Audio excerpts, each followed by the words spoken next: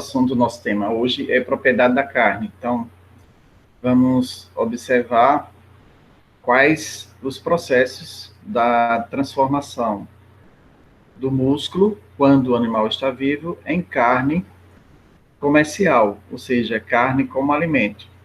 Então, as propriedades da carne fresca, elas são determinadas pela utilização do comércio, né? Então, a utilidade para o comerciante como uma mercadoria, mas é um animal que está sendo sacrificado, onde esses músculos que fazem parte do corpo do animal vão ser transformados em uma mercadoria, em um alimento chamado carne. Então, são importantes algumas características dessa mercadoria para a manutenção das suas qualidades. Quais são as qualidades, né, de importância dessa mercadoria? Aí nós temos algumas bem importantes, como a retenção de água, nós vamos estudar bastante hoje, a cor da carne, a textura, o sabor e o aroma. Essas características organolépticas, elas vão trazer para o consumidor, para o comprador, pontos de qualidade de carne que serão mostradas, apresentadas ao consumidor ou comprador. Entretanto, durante uma aplicação suave de qualquer um desses tratamentos que nós vamos ver hoje em relação à produção da carne, há uma certa perda de umidade também devido a uma parte da água presente na carne está na forma livre, ela não está diretamente ligada, mas está apenas fazendo parte dessas ligações iônicas de água que está externamente à carne propriamente. Então, essa retenção da água na carne, nós chamamos de capacidade de retenção de água, ou CRA, ou CRA, como querer chamar também. Essa CRA é uma propriedade de importância fundamental em termos de qualidade, tanto na carne destinada ao consumo direto, como para a carne destinada à industrialização. Quais são as carnes destinadas à industrialização? Aquelas carnes que vão fazer parte de almôndegas, de linguiça, salsicha, certo? Então, formas ou mesmo bifes que são comercializados já cortados em bandejas, em atmosfera modificadas, com filme por cima, nos supermercados em geral, nos mercados. Então, essas carnes são carnes já destinadas à industrialização ou utilização direta pelo consumidor. E pode ser definida como a capacidade também de a carne de reter sua umidade em água durante a aplicação de forças externas, como corte, que vai tirar parte dessa carne, dessa água, aliás, o aquecimento também no cozimento e a trituração e prensagem, que pode acontecer na fase industrial. Então, a capacidade de retenção de água também, ela é intrínseca, né, da carne em relação ao tipo de músculo ou a água do tecido muscular, porque ela vai estar armazenada dentro das células, dentro das miofibrilas, das fibras musculares. Então, quando os tecidos têm pouca capacidade de retenção de água, as perdas de umidade e, consequentemente, de peso durante o armazenamento é grande. Essa perda de água, ela é estabelecida e é aumentada a partir do momento que se muda temperaturas, ou aumenta ou diminui.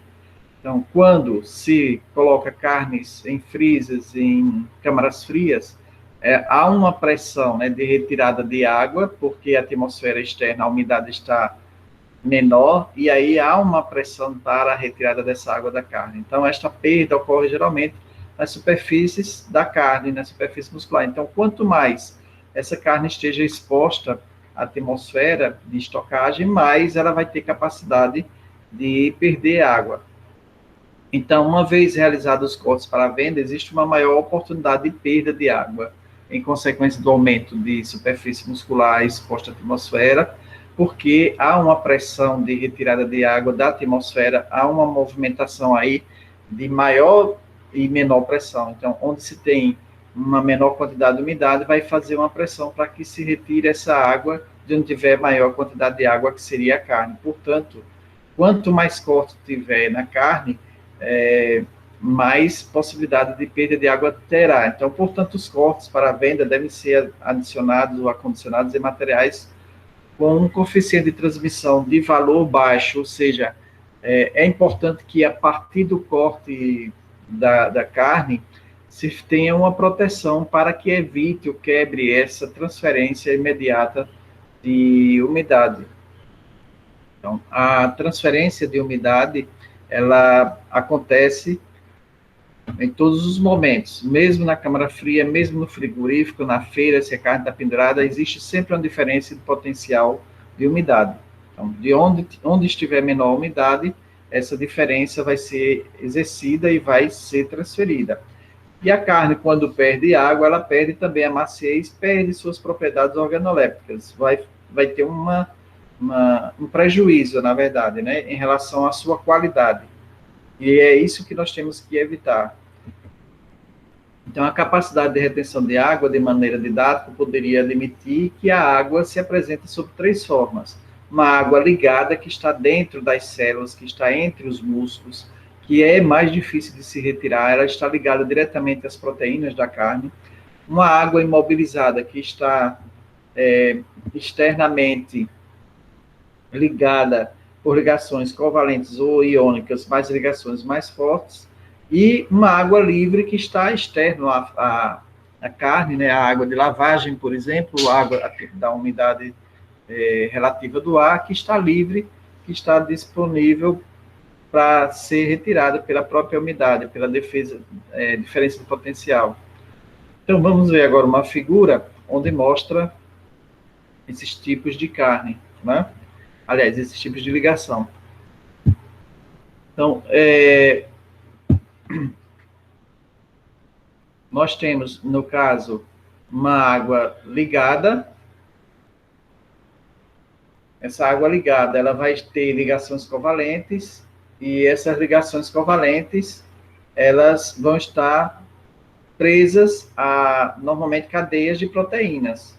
Essas proteínas têm ligações covalentes com a água, e principalmente com a fase do carbono, o grupo hidrofílico carregado, o grupo carboxílico aqui, e aí existe uma maior dificuldade, né, de separação, porque esses grupos eles têm uma tendência de ligação com hidrogênio e fazem uma ligação iônica mais forte. Já a água imobilizada, ela está imobilizada aqui apenas por ligações iônicas de íons de hidrogênio que se ligam na molécula de água em geral, né? Como a molécula de água ela se liga, a gente viu, com as ligações de hidrogênio e oxigênio de uma molécula para outra, e aí eles vão estar imobilizadas, mas pode ser perdida facilmente. E a água livre, que está livre, fora, que não tem nenhuma ligação mais iônica com essa água aqui do grupo carboxílico carregado da proteína. Então, se não tem nenhuma ligação, se diminui a umidade relativa do ar externa, é claro que essa água vai ser perdida facilmente. Então, nós podemos observar que já vimos, né, em outra aula sobre o músculo e também sobre a água na carne, que essas moléculas de água, elas, a partir dessa ligação de hidrogênio, elas fazem uma corrente, uma rede de moléculas que vão ficando cada vez mais juntas, né, e mantém a estrutura da água líquida, ou da estrutura da água sólida, onde há um maior espaço entre as moléculas, mas continuam com ligações iônicas e ligações covalentes entre oxigênio e hidrogênio. Então, com a chegada de novos solutos, ou seja, na carne, no caso, com as proteínas, com outras substâncias, com as micelas de gordura, então, nós temos uma reação diferente, onde esses grupos carboxílicos com ligações extremamente negativas vão atrair hidrogênios, ou a parte positiva, né, dos hidrogênios da carne, para que fiquem imobilizados. E outras moléculas que estão mais distantes vão estar fazendo parte dessa água imobilizada e água livre mais distante, tá certo? Então, devido à distribuição de elétrons, as moléculas de água possuem carga neutra mas são polares e podem associar-se a grupos reativos de proteínas musculares carregadas eletricamente. De total de água do músculo, 4 a 5% se apresenta completamente ligada às proteínas. Os grupos hidrofílicos das proteínas musculares atraem a água, formando uma capa de moléculas fortemente unidas e que se orientam de acordo com sua polaridade com o grupo carregado.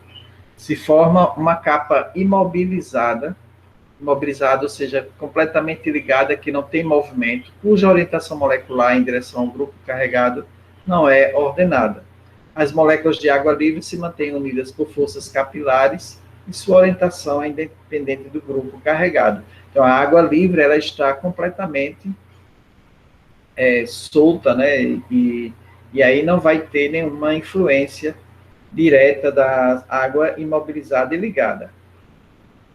Então, ela pode estar lá apenas porque é mais cômodo estar naquele ambiente onde ela foi, talvez, jogada pela água de lavagem da carcaça, ou a umidade relativa do ar está alta e ela está ali, mas que qualquer diferença de potencial, tá certo? A gente vai ter uma mudança. Então, a água total, se a gente ver nessa fórmulazinha aqui à direita, a água total é igual à água livre, nós temos aqui WO, que é a atividade de água, mais a água ligada, tá certo? Essa água ligada, que pode estar diretamente ligada à carne, às proteínas, ou imobilizada.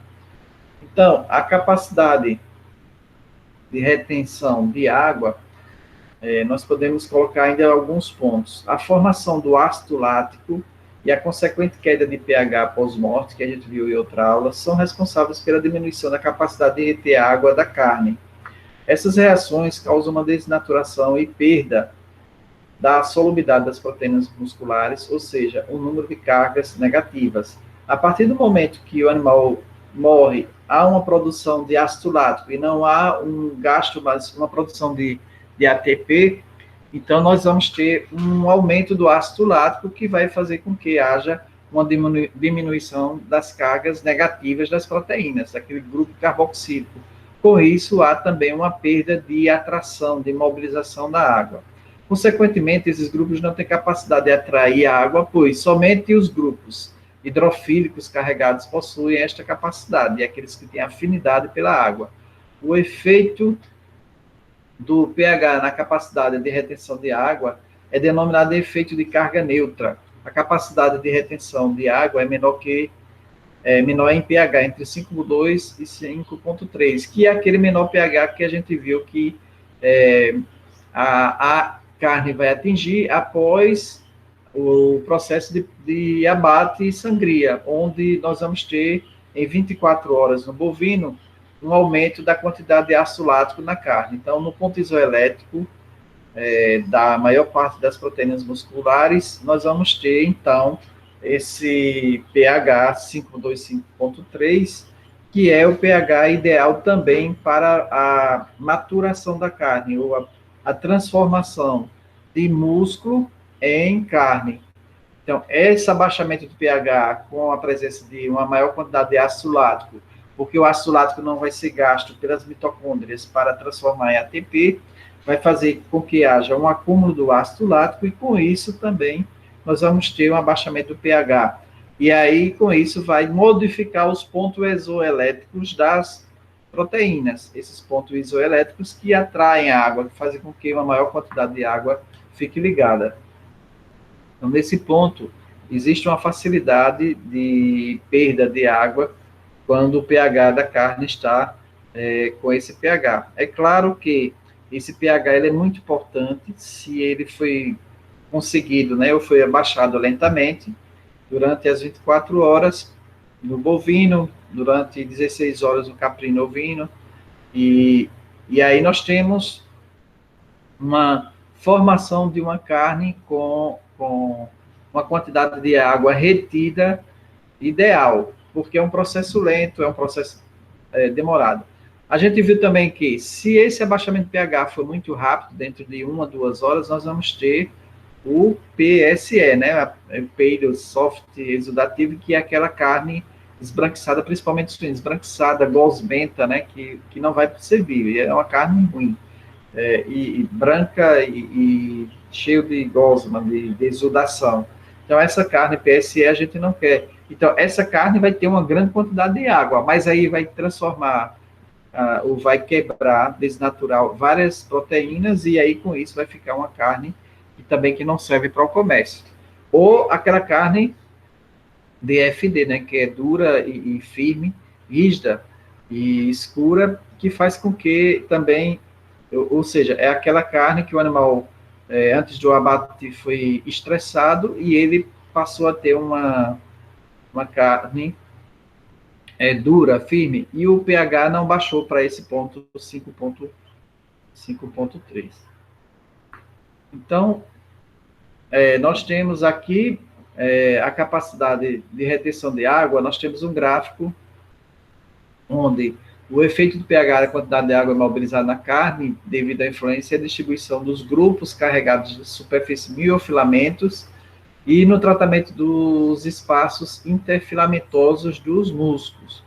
Então, nós temos no ponto A, o predomínio de cargas positivas nos filamentos. A gente vai ver aqui no ponto A, nós temos um pH em torno de 4,5, onde a maioria das cargas predominantes aí, das proteínas, são do grupo positivo. Então, se é positivo, eles vão atrair a água através do oxigênio.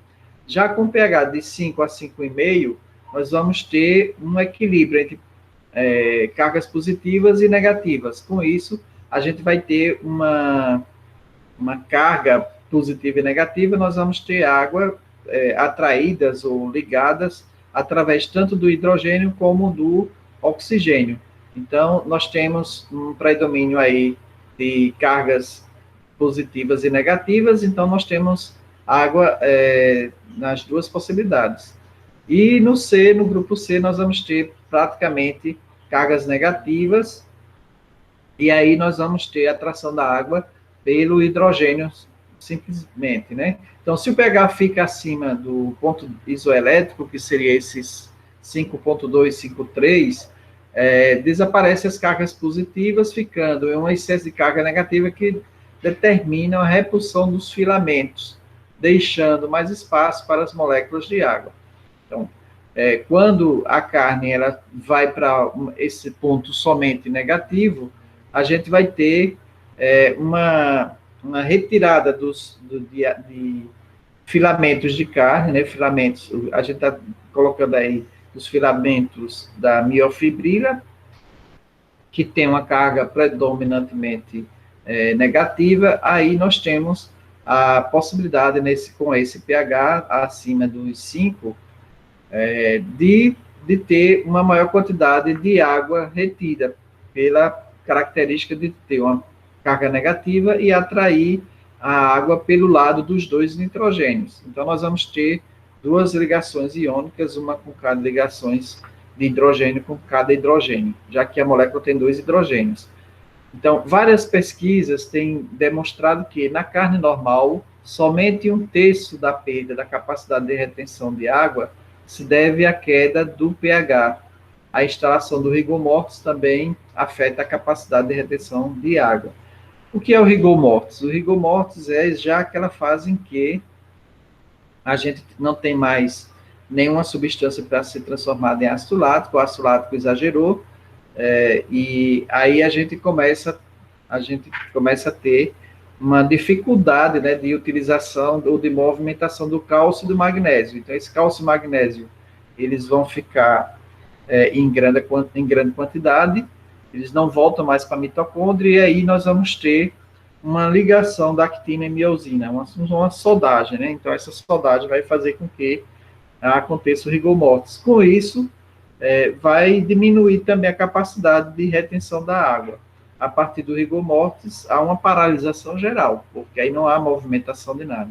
Então, a queda de ATP também, porque não tem mais produção de ATP, a partir da queda do ácido lático, da diminuição de entrada, né, de substâncias, de açúcares, então nós vamos ter uma queda de ATP, e aí as interações proteicas associadas ao rigor mortis são responsáveis pela formação de uma rede, espécie de proteínas contráteis, essa rede, ela vai contrair o músculo, ela contrai por causa da existência de cálcio e magnésio liberado, mas ela não expande mais, o músculo fica contraído, fica rígido e não expande mais. E aí, com essa falta de expansão, não tem mais como expandir, porque não tem mais ATP para liberar a actina da miosina, e aí a gente não tem mais essa movimentação, não tem mais como também manter a ligação da água estável. Então, a partir daí, existe uma maior condição para a perda da água, então, para enrijecimento da carne. E aí o pH pode baixar mais ainda, né? Se a partir daí nós tivermos a manutenção só ácido lático, ele vai começar a destruir a parte de colágeno, o que vai transformar a carne numa sopa, né? A partir do rigor mortis, e aí nós vamos ter também o início de uma proliferação de bactérias. Então, certos íons, especialmente cátions diferentes como cálcio e magnésio, têm a propriedade de combinar-se com os grupos relativos das proteínas carregados negativamente, aproximando as cadeias proteicas entre si, impedindo que os grupos hidrofílicos liguem água. Então, os grupos hidrofílicos que se ligam à água, eles têm cargas negativas, e aí quando a gente tem uma diminuição da utilização pelas mitocôndrias, ou regeneração do cálcio e magnésio que foi jogado para os músculos, para fazer a movimentação, a gente tem um excesso desse cálcio e magnésio, eles vão preencher o espaço que tinha pelas miofibrilas, né? Então, a parte hidrofílica vai ser ligada ao cálcio e magnésio, impede, então, de se ligar à água. Então, a falta de espaço para as moléculas de água na estrutura proteica é conhecida como efeito estérico da retenção de água. Então, esse efeito estérico da retenção de água é porque o cálcio e o magnésio não vai liberar espaço das ligações miofibrilares da carne para a chegada da água. Com isso, há uma esterilização, um fechamento dos espaços onde tinha a possibilidade de se ligar com a água. Aqui no desenhozinho embaixo dá para ver, né? Uma moléculazinha de proteína, onde a gente tem cálcio e magnésio ocupando todos os espaços, e aí a água não consegue ser ligada. Então, as proteínas musculares produzem efeitos elétricos em proporção direta com a degradação do ATP no pós-mortem.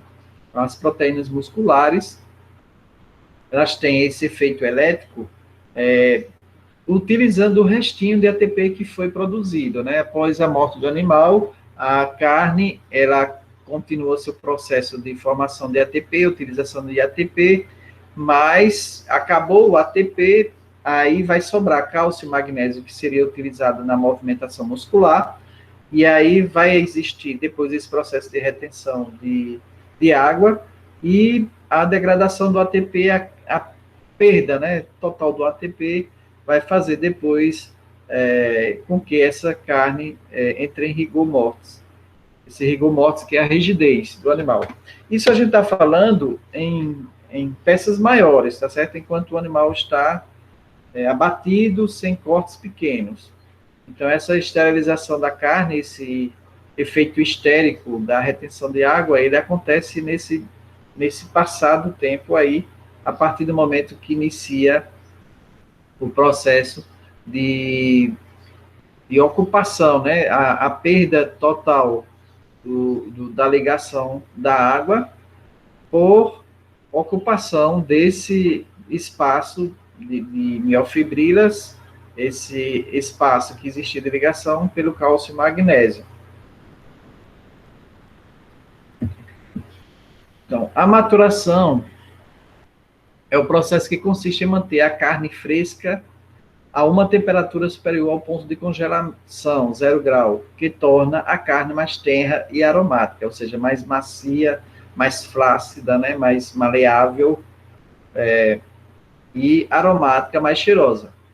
Então, essa maturação ela deve ser feita em temperaturas próximo dos 0 graus. Então, durante a maturação da carne, aumenta levemente a capacidade de retenção de água, devido a uma pequena elevação do pH, degradação enzimática de estrutura mifiobrilar e uma substituição de íons divalentes por íons monovalentes. Então, quando se faz a maturação, se coloca tempero, se coloca um pouco de sal, e o sal, o cloreto de sódio, polifosfatos e outros temperos são colocados, né? Às vezes nitrito, nitrato e o próprio sal aumentam o pH da carne, aumentando a sua capacidade de retenção de água. Então, essa colocação de temperos e de sal faz com que haja, como o cloreto de sódio, ele tem uma fórmula onde tem cloro e o sódio, principalmente o cloreto, que tem uma afinidade muito grande com a água, tá certo? Então, essa afinidade com a água faz com que haja a busca, a ligação do cloro direto com a proteína e direto também em outra ponta com a água. Então, há uma liberação, já que a proteína tem uma tendência a ter cargas negativas, há uma liberação, então, ou uma quebra do cloreto de sódio e uma ligação com a parte positiva da água. Então, tanto o sódio como a proteína passa a ter novas opções, né, de espaços, de ambiente onde a água pode se ligar. Então, vamos falar agora um pouco sobre a cor da carne. Os pigmentos da carne estão formados em uma maior parte por proteínas. A hemoglobina é o pigmento sanguíneo e a mioglobina. Então, são os dois pigmentos musculares que constituem 80% a 90% do total. Então, esses pigmentos é que vão dar aquela coloração vermelha da carne vermelha, né? Pode-se encontrar na carne outros pigmentos como a catalase e a citocromoenzima, mas sua contribuição na cor é muito menor. Fatores como estresse, queda do pH, pH final da carne também exercem efeitos na cor da carne, tá certo? Então, por isso que a gente falou sempre na produção do ácido lático, também de não estressar o animal antes do abate, porque quanto mais a gente vai estressar, menos glicogênio, menos glicose, menos fatores glicolíticos vão estar presentes para a transformação em ácido lático e abaixamento do pH. Esse abaixamento do pH vai dar uma qualidade geral na carne, certo? Vai influenciar na carne como mercadoria, como alimento. Então, a mioglobina é formada por uma porção proteica denominada globina e uma porção não proteica denominada grupo hemo. Então, essa quantidade de mioglobina varia com a espécie, sexo, idade, localização anatômica do músculo e atividade física, e explica a grande variação da cor da carne. Bovinos e ovinos possuem uma quantidade maior de hemoglobina do que suínos, pescados e aves. É claro, a hemoglobina, a mioglobina, elas que dão essa coloração vermelha, vão estar mais presentes naquelas carnes vermelhas mais intensas, e menos intensas como o ovino, como o caprino, e aí o suíno, o peixe e a ave, que tem uma menor quantidade de mioglobina, tem também uma carne menos vermelha, tá certo? Não quer dizer que ela não tenha os pigmentos, ela vai ter, mas tem uma menor quantidade de mioglobina e hemoglobina e vai ter maior quantidade de citocromo. Então, essas proteínas que dão essa coloração vermelha, elas estão presentes praticamente em maior quantidade nos animais de carne vermelha. E essas proteínas, essa coloração, ela é formada por esse grupo hemo, que é formada por um ferro no centro e 4 nitrogênios, ou 4 aminoácidos, que apresentam esse nitrogênio aqui, circundante ao ferro. Então, essa coloração do ferro, essa coloração é permitida pelo ferro. E é nesse ferro aqui, essa molécula de ferro, onde há a ligação com a água e com outras substâncias. Então, as cores típicas com a água e com oxigênio, né? As cores típicas da carne, deixa eu voltar aqui. Então, as cores típicas da carne de algumas espécies são bovino adulto, vermelho, cereja brilhante, equino, vermelho escuro, ovino, vermelho pálido e vermelho ladrilho, suíno, rosa acinzentado, e aves, branco, cinza e vermelho pálido. Essas são as características. características das carnes e cores, né, de cada grupo de animais em relação à coloração da sua carne. Aqui nós temos uma molécula em 3D do NCBI, né, que é um sistema NCBI 3D, onde ele mostra as moléculas, todas as moléculas vocês podem buscar isso na internet, e existe um programazinho que faz com que essas moléculas se movimentem, você olha de várias formas, por trás, por frente, de cima para baixo, você circula ela, roda o mouse, ela circula. Infelizmente aqui eu não estou com isso aberto. Bom, então nessa molécula a gente pode ver aqui nesse centro, não sei se dá para ver quem está com o celular, eu estou rodando aqui o mouse. Então nesse centro, nós vemos a pontinha, uma bolinha azul, aqui essa bolinha azul seria o ferro, e essas bolinhas azuis escuras aqui ao lado são os nitrogênios, tá certo? Então, nós podemos localizar aqui o grupo hemo, o grupo onde tem o ferro central, e esse ferro vai se ligar e desligar com o oxigênio, dando uma movimentação na coloração, uma mudança de cor na coloração da carne. Então, nós chamamos de grupo hemo, né? Da proteína. Então, ao cortarmos, aliás, a carne proveniente de um bovino recém-abatido, observamos a cor vermelho-púrpura, devido principalmente à mioglobina. Quando a carne fica em contato com o ar, os pigmentos reagem com o oxigênio, ali naquele grupo hemo, né? Aquele ferro vai reagir, vai ter uma reação com o oxigênio. Esse oxigênio pode ser da água, do ar, então o oxigênio molecular e forma um pigmento relativamente estável denominado oximioglobina. Então, essa oximioglobina é um pigmento da reação do ferro com o oxigênio. Esse pigmento é responsável pela cor vermelha brilhante, que proporciona um aspecto atraente para o consumidor. A oximioglobina se forma em 30 a 40 minutos de exposição ao ar. E esta reação é denominada de oxigenação, que ocorre rapidamente porque a mioglobina tem grande afinidade pelo oxigênio. O ferro, ele tem 3 valências positivas, ou seja, 3 cargas positivas livres, ali naquele centro M. Então, se ele tem 3 valências positivas, ele tem uma grande afinidade pelas 2 valências negativas do oxigênio da molécula de água. Então, ou dos dois oxigênios da molécula de oxigênio gás.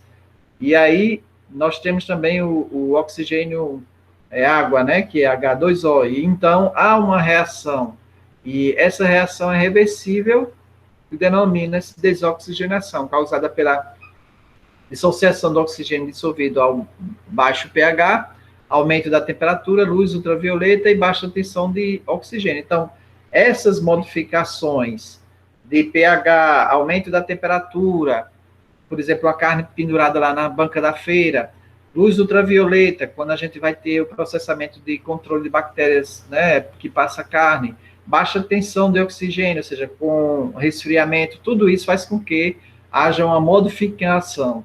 Então, essas reações que existem do sangue, né, do sangue presente na carne, da hemoglobina, dessa pigmentação com oxigênio, ela pode ir e voltar, ou seja, ela pode fazer uma reação e pode quebrar essa ligação rapidamente também. Então, aí nós chamamos de desoxigenação. Então, essa desoxigenação da oximioglobina resulta na mioglobina reduzida, que é muito instável. As condições que causam desoxigenação também são responsáveis pela oxidação, formando a metamioglobina de coloração marrom indesejável. Assim como a gente forma a oximioglobina, que é aquela coloração vermelha bonita, brilhosa, ela pode também sair e formar a metamioglobina, que tem uma cor marrom, ou seja, a carne fica meio marrom, embora ela esteja boa, ela não é uma carne ruim, mas para o comércio não é legal, porque você não vai comprar uma carne com a coloração amarronzada, né? Então, a formação desta cor constitui um sério problema para a venda da carne, porque a maioria dos consumidores associam com um longo período de armazenamento. Acho que é uma carne velha. embora que pode haver formação em poucos minutos dessa coloração. Então, para a formação dessa coloração, existe, então, um ambiente que vai dar essa possibilidade de que não haja a ligação exatamente direta com o oxigênio. Se não houver, houver uma ligação deficitária, uma ligação com água, por exemplo, com muita água, ou um aquecimento, um aumento de temperatura, a tendência é que a cor marrom seja prevalente. Então, na carne fresca, substâncias redutoras evitam o acúmulo de metamioglobina. Então, essa temperatura tem exatamente uma influência muito grande na diminuição da formação da metaglobina, que é aquela coloração marrom. Então, a formação da metamioglobina é favorecida por baixas pressões de oxigênio, altas temperaturas, ativa enzimas que utilizam oxigênio, sal, quando a gente coloca sal na carne, que é oxidante, bactérias aeróbias reduzem a tensão de oxigênio. Então, são essas condições que são dadas para que haja a formação dessa carne marrom. Quando a gente coloca a carne no fogo, rapidamente aumenta a temperatura, e aí a carne rapidamente também, que era vermelha, fica marrom. Isso a gente observa quando coloca a carne no fogo, né? Para assar na chapa e tal, ela rapidamente fica marrom. Então, por isso a gente usa coloral, usa extrato de tomate e tudo mais, exatamente para manter essa coloração. E no mercado se coloca aquele filme e vai para aquelas embalagens para freezers com temperatura baixas, para que haja uma manutenção dessa coloração da oximioglobina, que é aquela coloração vermelho brilhante. Então, a redução da metamioglobina, que é a coloração marrom, pode ocorrer pelo sistema redutor da carne por enzimas presentes no músculo, como a Methioglobin Reducing Activity, que é uma proteína que está presente no músculo e que mantém essa atração, né, pelo oxigênio e faz com que haja uma manutenção da coloração vermelha brilhante, onde a forma trivalente vai continuar. Então, nós podemos ver aqui nessa figura que nós temos a globina, né, com o ferro central, com a trivalência e os nitrogênios. Então, ela ligada à oxidrila, aqui, a oxigênio e o hidrogênio, ela tem uma metamioglobina, que é uma coloração marrom. Então, quando ela se reduz, né, ou seja, ela perde uma carga, ela se liga ao oxigênio, aqui no caso, na água, ela perde uma carga positiva, então nós temos a mioglobina, que é o vermelho púrpura. E aí, com oxigenação, ou seja, mais a chegada de mais um 2, ele perde mais uma carga positiva. Então, com oxigenação, nós temos a oximioglobina, que é o que a gente deseja que tenha toda a carne, né? A oximioglobina, ela tem a coloração vermelho brilhante. Então, essa reação, quando nós temos uma setinha para um lado e para o outro, significa que ela tanto pode ir para essa substância como pode voltar para essa. E, nesse caso, também, de uma para outra. Então, essas reações, elas não são estáticas e dependem aí do ambiente. Então, o que a gente procura fazer estudar quais as reações que a gente pode, ou quais são os cuidados que nós temos para que a gente mantenha a carne sempre com a oximioglobina aflorante na parte externa para chamar a atenção do consumidor. Então, a gente já viu que temperatura alta faz com que haja a metamioglobina, que é marrom, tá certo? Então, é o que a gente deve evitar. Então, a mioglobina, a porção proteica da mioglobina, ou globina, cria um microambiente especial para o grupo M, permitindo a ligação reversível de uma molécula de oxigênio, que é a oxigenação. Aqui nesse ponto, a gente vê que o ferro é aqui nesse ferro central, com a valênciazinha, trivalência, né, do ferro, que dá a possibilidade de se ligar ao oxigênio 2, tá? E vai promover a oximioglobina. A perda simultânea de elétrons pelo íon ferro, a oxidação, raramente ocorre. Então, são ligações covalentes, né, e ligações muito fortes que fazem com que haja uma certa permanência, mas que pode mudar rapidamente pela mudança de temperatura ou pressão. Então, o grupo M, esse pequenininho aqui, esse grupo, mouse, esse grupo onde temos o ferro e também, deixa eu ver se eu consigo aqui colocar a caneta. Pronto, onde eu tenho o ferro central, e nós temos aqui os 4 íons hidrogênio, né? Nitrogênio, nitrogênio, nitrogênio. Então, nós temos aqui um círculo de nitrogênio circundando o ferro, mas eles estão horizontais. Então, a chegada do oxigênio, ela é por cima, né? Por cima do ferro. Então, essa chegada, ela é facilitada quando a gente dá essas condições. Então, o M é a protoferrina, nona, aliás, ligada ao ferro. A ligação do oxigênio à mioglobina é a hemoglobina, é feita por meio do átomo de ferro. O grupo M está localizado dentro de uma fenda hidrofóbica. O que é hidrofóbica? Que não deixa entrar água, na estrutura dos hemoproteínas. Então, essa fendazinha do ferro, ela está protegida por um grupo de proteínas, né, de aminoácidos aqui, que não deixa entrar a água, é hidrofóbica. Então, a saída é apenas por cima, uma pequena fenda que existe na molécula de ferro.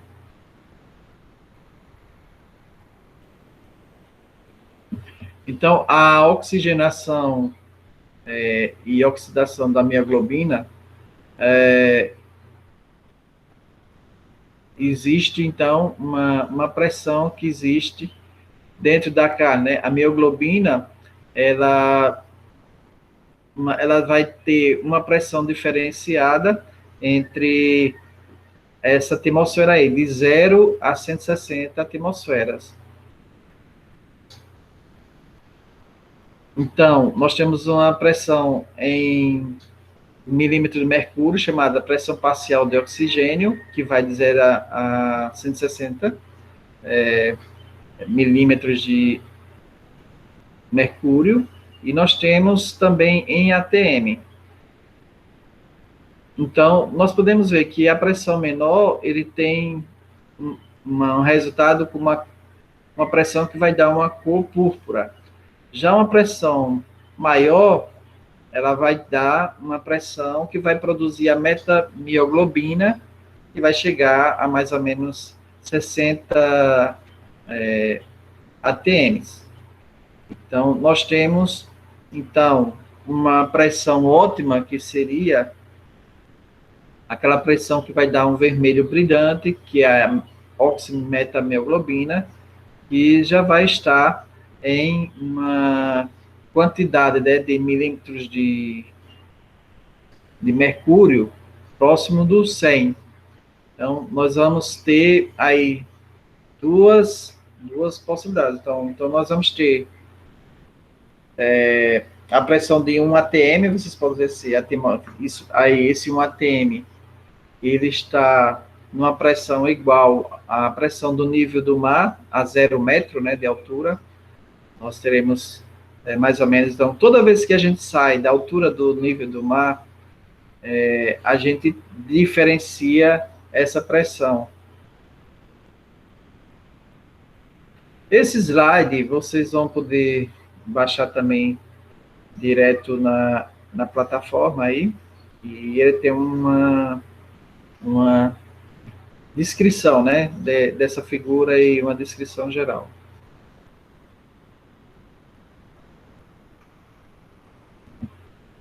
Então, pode ocorrer a descoloração bacteriana também, surgindo pigmentos de cor verde, como a isofomomioglobina, devido ao desenvolvimento de bactérias produtoras de ácidos sulfídricos, como as pseudomonas mefíticas, e a coleglobina, em decorrência do crescimento de bactérias produtoras de água oxigenada, H2O2.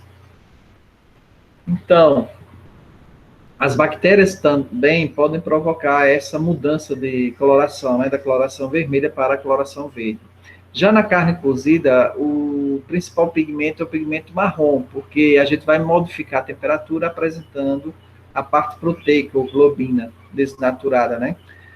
Então, o ferro na forma de F3, sem a utilização, ou sem a presença, a ligação com oxigênio. Então, a cor da carne cozida é determinada por outros fatores, como a caramelização dos carboidratos e a reação de Maillard, que é a perda da gordura, ou a quebra da gordura, né? Dos ácidos graxos em geral. As peças recentes de carne fresca mantêm sua cor atrativa aproximadamente por 72 horas, dependendo dos invólucros ou daquela, poderíamos dizer, da embalagem, né, que nós vamos dar ao produto, para que ele mantenha as suas características como carne vermelho brilhante, utilizados do emprego também de baixas temperaturas, ou seja, se a gente coloca um filme plástico, por exemplo, ou um saco plástico e coloca em baixas temperaturas, a gente vai dar essas condições de que a carne fresca mantenha suas características de coloração por 72 horas.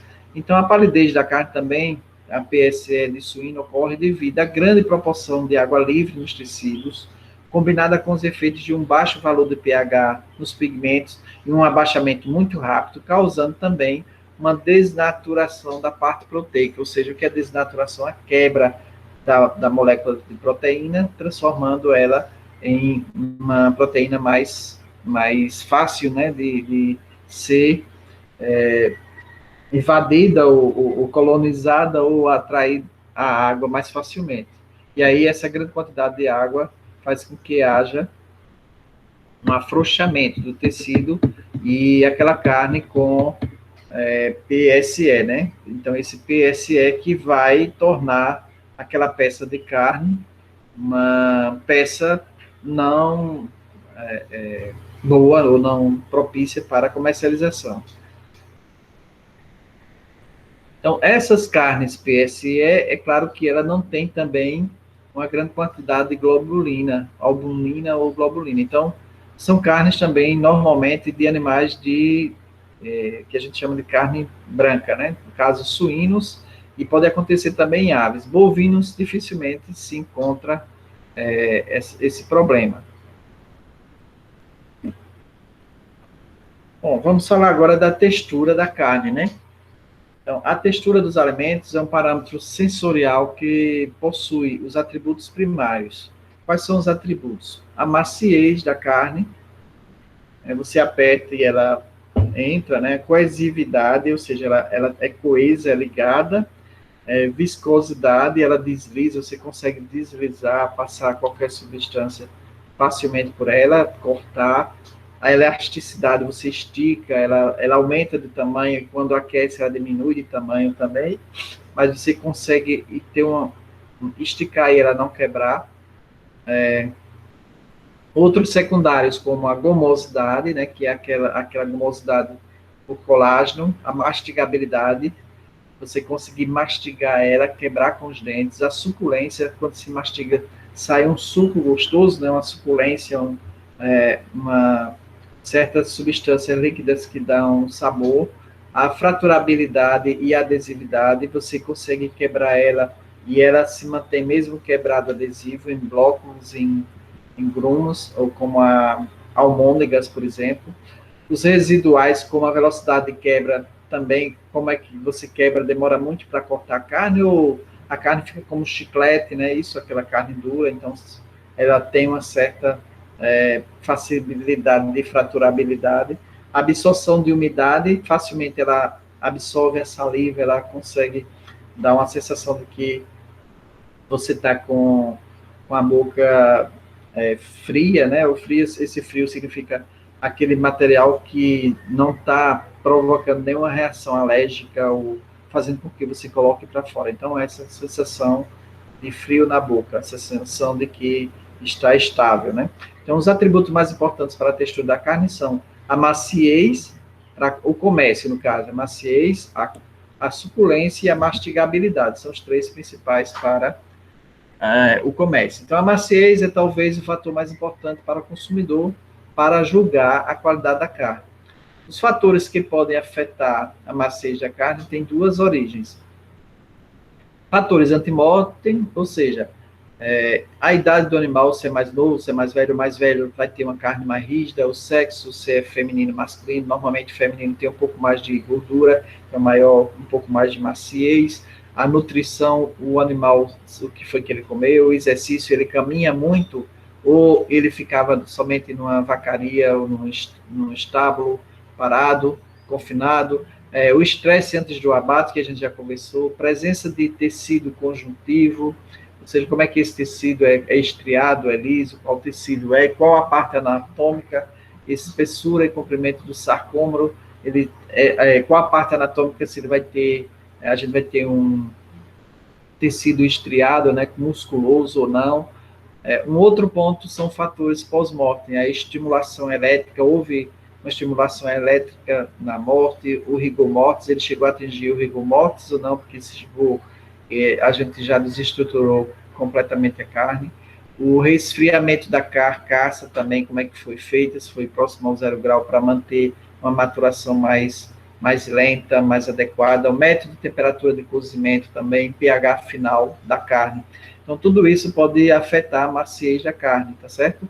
O efeito do tratamento térmico sobre a maciez da carne é um reflexo da ação de temperaturas elevadas sobre o colágeno e proteínas miofibrilares, ou seja, esse tratamento térmico que é dado em relação à maturação da carne vai dar depois o resultado de como essa carne ficou, se ela ficou muito rígida ou não, ou se ela é uma carne macia. Então, considerando o comprimento do sarcômero, o aquecimento da carne até a temperatura de 45 graus, não ocorre nenhuma modificação. Entre 45 e 55, há um leve aumento do sarcômero, ou seja, um afrouxamento maior do sarcômero. Os músculos vão ficar mais frouxos, né? Devido provavelmente ao relaxamento e entumecimento da estrutura do tecido conjuntivo. Então, uma temperatura entre 45 e 55 graus seria uma temperatura que vai fazer com que essa carne seja mais macia. Acima de 55 graus, inicia o processo de encurtamento. Então, a carne vai encurtar quando aumenta a temperatura. Então, às vezes, a gente bota um bife desse tamanho, né? Quando bota lá para fritar, ele fica desse tamanho. Exatamente porque aumentou dos 55 graus, essa carne já começa a encurtar e chega a perder 25% do seu tamanho original. Então, o aquecimento de uma miofibrila isolada não ocorre o aumento do sarcômero, onde conclui-se que o entumecimento, 45, 55 graus, é devido ao tecido conjuntivo. As diferentes proteínas musculares se desnaturam a distintas temperaturas. As proteínas solúveis e a miosina são termoláveis, ou seja, elas se adaptam, né, às temperaturas. E a sua desnaturação começa facilmente a modificar a 45, 50 graus. Esses termoláveis também significa que eles têm essa capacidade, né, de se estruturar, se adaptar a essa temperatura. Então, essas proteínas, em geral, que nós temos no conjunto do tecido conjuntivo, aliás, essas proteínas, elas têm toda uma estrutura de formação plástica, né? de formação das células, dos núcleos das células, das membranas celulares. Então, toda essa proteína que está envolvida aí, ela vai ter diferente reação a aumento de temperatura, né? Então, as miofibrilas e os filamentos que estão nas fibras, elas têm uma certa estrutura já definida, né? Tem um sarcômero definido. E aí essa estrutura ela vai ser movimentada, vai ser diferenciada de acordo de onde esteja essa proteína. Então, as proteínas solúveis, no caso, e a miosina são termoláveis, e sua desnaturação começa a 45, 50 graus. Então, se a gente sabe que a temperatura que vai promover a quebra dessa estrutura mais rígida, 45, 50 graus, e que vai haver um entumecimento, ou seja, há um afrouxamento, então nós sabemos que a temperatura ideal para o cozimento seria esse, né? Só que com 45, 50 graus a gente não tem uma temperatura ideal para deixar a carne no ponto final. Então, esse processo de cozimento, de aumento de temperatura, ele tem que passar por fases diferenciadas, ou seja, fase onde a gente vai manter a carne nessa temperatura por um certo período de tempo, para que ela tenha uma estrutura mais ou menos definida, e depois é que vai para o segundo aquecimento. Uma outra coisa, para se conservar a carne, jamais se pode chegar a essa temperatura, né? A gente viu que a maturação ela tem que ser próxima aos 0 graus, ou seja, de 0 a 16 graus no máximo tem que ser mantido a carne na maturação.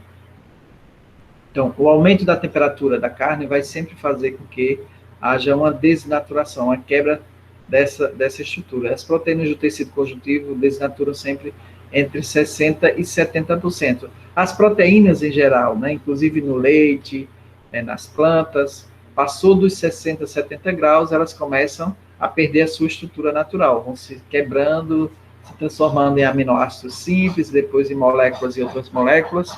Então, dependendo do grau de ligação, de ligações cruzadas também de colágeno, ou seja, essa amarração, essas membranas que existem nos miofilamentos, eles vão perdendo as suas características se for aumentando a temperatura a partir de 70 graus.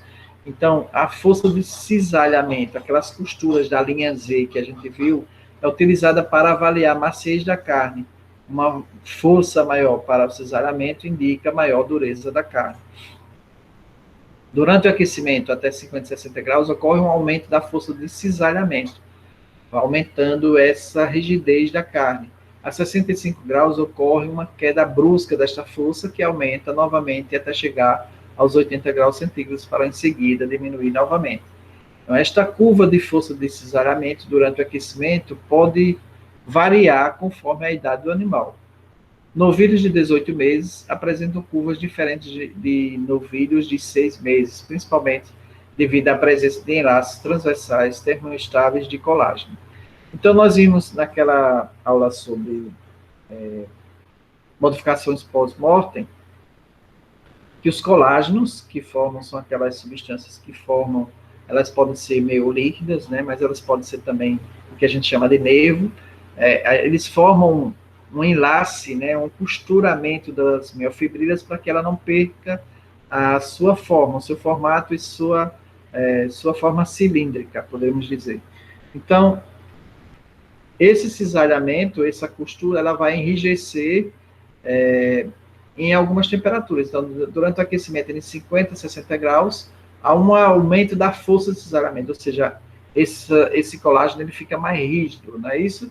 A 65 ocorre um afrouxamento, e aos 80 volta de novo a ficar mais rígido. Então, existe essa modificação. Então, para cada carne, de acordo com o tipo de animal, a idade do animal, há uma diferenciação. Bom, o outro ponto que a gente viu em relação à qualidade da carne seria a suculência. Então, a suculência da carne cozida é a sensação de umidade observada nos primeiros movimentos de mastigação, devido à rápida liberação de líquido da carne, né? E também da sensação de suculência mantida devido principalmente à gordura que estimula a salivação. Então, essa suculência a gente sempre observa ela a partir das primeiras mastigadas. Se a carne tem uma certa quantidade de água retida, nessa água, se ela tem aquelas substâncias que vão dar o sabor à carne, e normalmente a proteína, né? Então, a gordura intramuscular também funciona como uma barreira contra a perda do suco muscular durante o cozimento, aumentando, portanto, a retenção de água pela carne e aumento da suculência. Então, a gordura intramuscular aumenta a sensação de suculência na carne. A gente observa isso em alguns cortes de carnes com mais gordura, né? A carne que é cozida com maior quantidade de gordura, ela vai ter maior suculência, e vai também evitar essa quebra e essa perda rapidamente da estrutura muscular. A gente pode observar, por exemplo, no cupim, né? O cupim ele vem já com uma marmorização de gordura, de ácidos graxos ao redor de cada feixe muscular, que dá essa suculência, essa facilidade de mastigabilidade que o próprio corte traz. Então, a maturação da carne a 0 graus centígrados por 14 a 21 dias também aumenta a suculência da carne devido ao aumento da capacidade de retenção de água. A suculência da carne depende também da perda de água durante o cozimento. Então, essa maturação 14 a 21 dias, ela vai fazer com que haja uma maior retenção da água que vai ser mantida durante o cozimento. Então, temperaturas também acima de 80 graus produzem maiores perdas de água, né, perdas no cozimento, e temperaturas ao redor de 60 graus. Então, o ideal seria que a gente pudesse cozinhar a 60 graus, né? Mas, normalmente, o nosso fogo já passa de 100 a 130, então há uma perda de suculência nesse sentido. Já a mastigabilidade é o atributo secundário da textura, que é avaliado pelo número de mastigadas necessárias para deixar a carne em condições de ser deglutida, de ser ingerida, engolida. Apresenta alta correlação positiva com a maciez. Quanto mais macio, mais há uma facilidade na mastigabilidade, na quebra, na corte, na possibilidade de corte, né? Bom, ponto 4, sabor e aroma. Já foram identificados mais de 1.000 componentes responsáveis pelo aroma e sabor da carne. O aroma e sabor da carne pode ser determinado por fatores antes do abate, como espécie, idade, sexo, raça, alimentação e manejo. Outros fatores, como pH final do músculo, condições de esfriamento e armazenamento e procedimento culinário também afetam este parâmetro sensorial. Então, é claro que a espécie, mesmo sendo bovino, então a raça, a idade do animal, o sexo, a alimentação que foi dada, tudo isso vai trazer, vai ter uma interferência no sabor e no aroma da carne, né? Então, a gente sabe que os animais mais novos têm uma carne mais macia, tem uma maior quantidade de água retida, com isso, tem também uma maior possibilidade de ter um melhor sabor e aroma, quanto mais água retida, quanto mais possibilidade de ter uma musculatura mais mole, né, com maior quantidade de água, melhor também as condições de mastigabilidade. Então, outros fatores como o pH do músculo, condições de esfriamento. pH do músculo a gente viu já, estudou bastante sobre isso. Condições de esfriamento e armazenamento. Então, essas condições em que haja um resfriamento logo após a separação da carcaça, né? Então, vai dar possibilidade de que essa carne tenha uma maturação mais lenta e um abaixamento de pH mais lento, e procedimento culinário vai depender aí da cozinha, né? Nós, no caso, os procedimentos que vão fazer os testes de carne do cozimento para saber qual a melhor temperatura, também qual o prato, qual o formato da carne que vai ser trabalhada. Com isso, a gente vai ter uma melhoria na qualidade da carne. Aqui nós temos as referências, principalmente todo o texto é tirado do resumo, né, feito pelo professor Roça, que é uma das principais literaturas que ele tem utilizado na aula.